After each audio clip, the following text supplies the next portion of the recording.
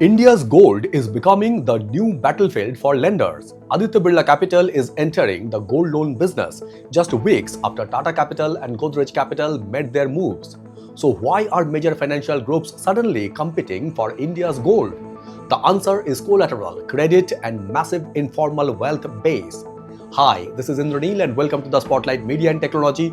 Today, we are decoding India's rapidly intensifying gold loan competition and what it means for lenders, borrowers, and investors. Aditya Birla Capital has announced a phase-wise rollout of 200 to 300 dedicated gold loan branches by March 2027. And that's just the beginning. Over the next 3 years, the company plans to build around 1,000 gold loan branches across India. The strategy is designed to complement its existing retail and MSME lending business, offering customers credit against gold as collateral. And Aditya Birla isn't entering an empty market. Tata Capital and Godrej Capital entered the segment only about a month earlier. That's a significant signal. Major diversified financial groups clearly see an opportunity worth competing for. Here's why this business is attractive. A gold loan is a secured loan. The borrower pledges gold as collateral, receives financing, and repays the loan with interest. For lenders, collateral can reduce credit risk compared with unsecured lending. For borrowers, particularly MSMEs and households that may not have conventional credit histories or easily documented income, gold can provide relatively direct access to liquidity.